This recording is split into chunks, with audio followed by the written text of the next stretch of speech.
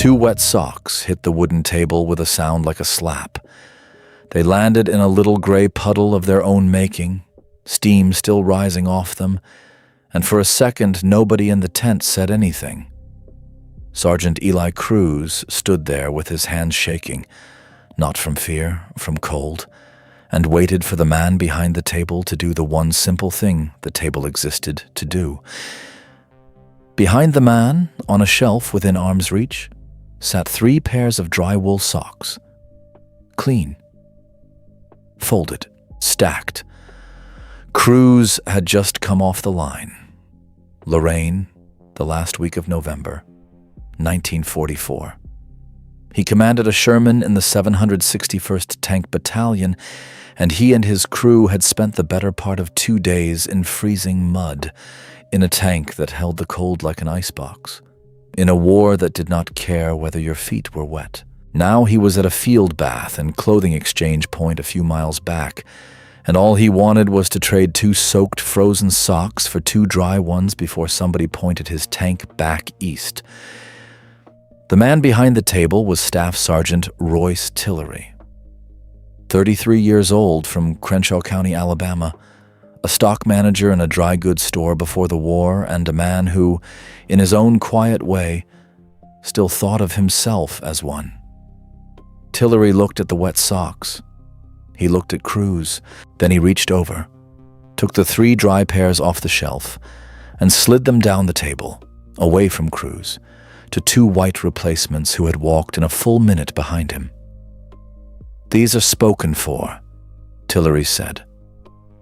"Read that twice." The socks were not gone.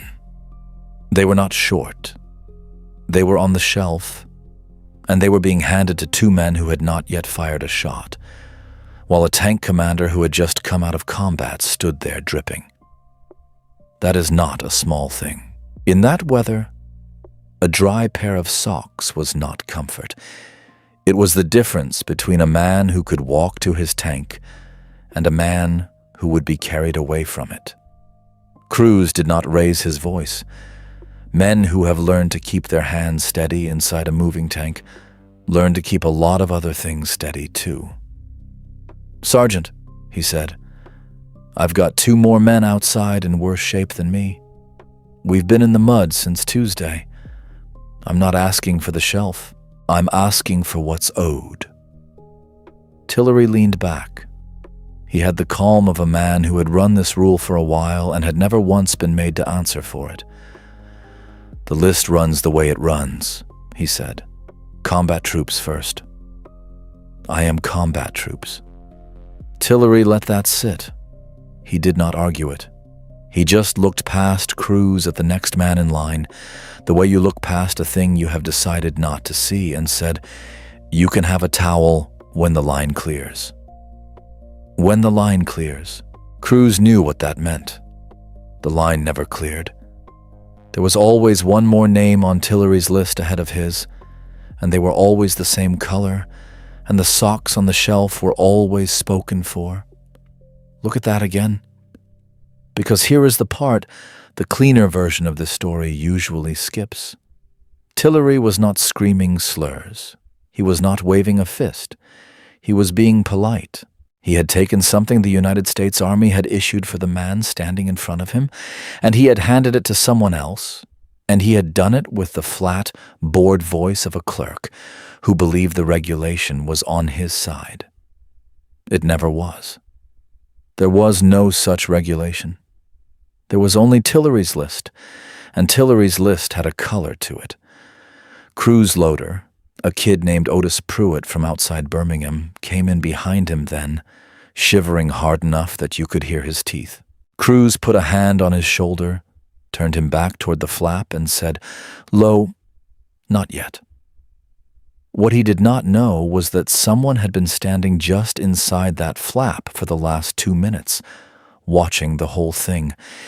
His name was Captain Daniel Roos, 36, from Milwaukee, the battalion surgeon, and he had not come to the bath point for socks.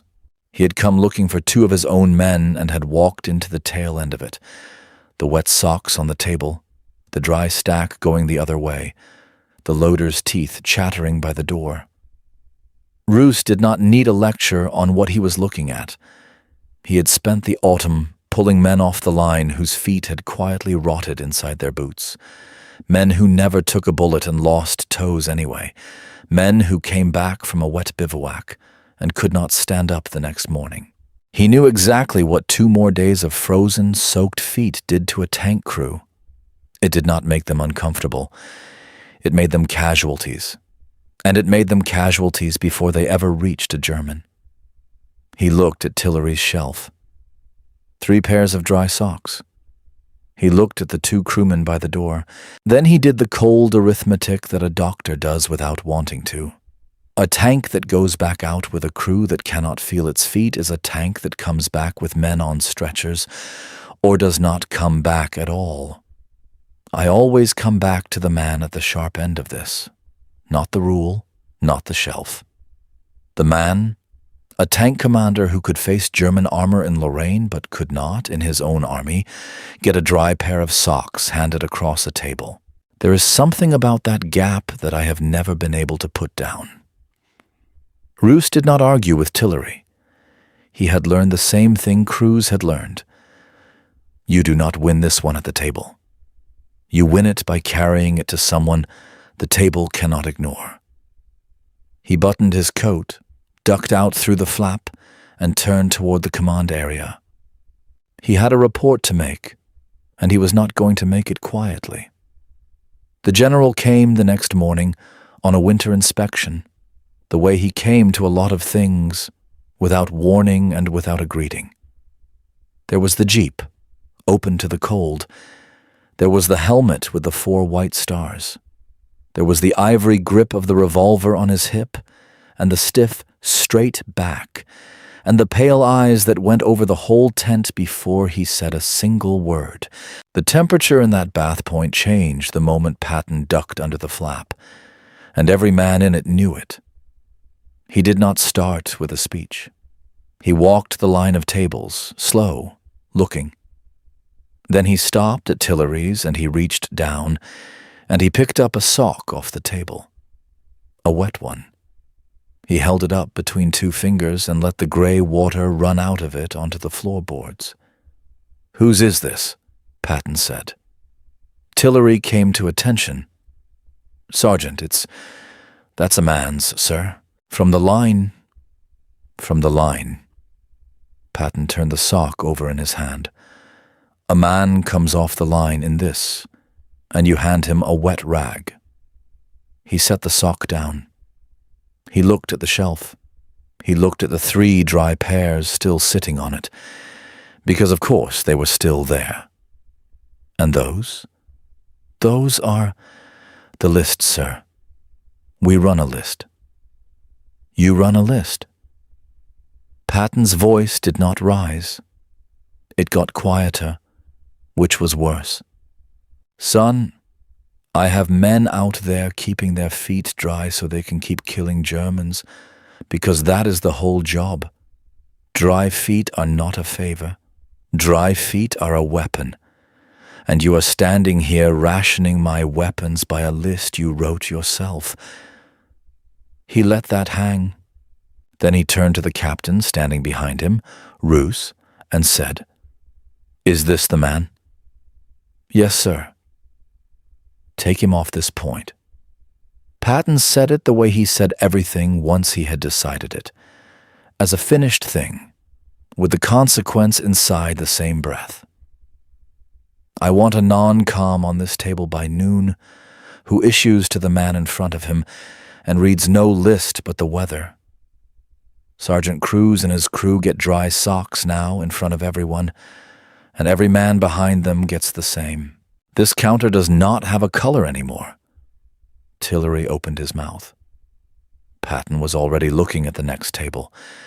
That was the whole of it. No shouting match, no speech about justice. A wet sock held up to the light. One question Tillery could not answer, and a rule erased in the time it takes to smoke half a cigarette. Cruz got his socks that morning. So did Pruitt. So did the next man, and the one after him. By noon, there was a different sergeant on the table, a quiet, fair-handed non-com out of the quartermaster pool, and the dry stock went out the way it should always have gone, to the men coming off the line first, in the order the cold decided, and nothing else. Tillery did not get a court-martial. The cleaner version might want one.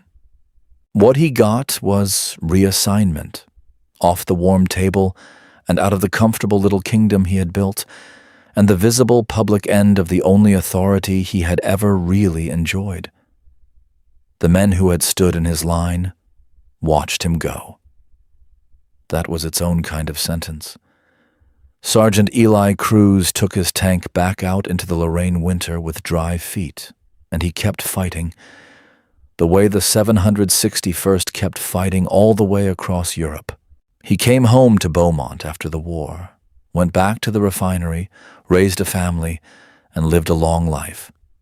And to the end of it, he kept one thing in a drawer, a single dry wool sock, GI issue, never worn. His grandchildren asked him about it once. He told them it was to remind him of the morning the army stopped pretending, the morning a man with 4 stars picked up a wet sock off a table and decided that the uniform was the only skin that mattered. The dignity got restored that day, in that tent. The system that had handed Tillery his little list did not get fixed that day, or for a long time after. Both of those things are true, but for Eli Cruz, there was one cold morning in Lorraine when the dry socks came across the table the way they always should have. And he kept the proof of it for the rest of his life. If you had been the captain who walked into that tent, would you have filed a quiet report and let the chain handle it? Or would you have done what Roos did and carried it straight to the one man who could break the rule before noon? Tell me your call in the comments. I read them.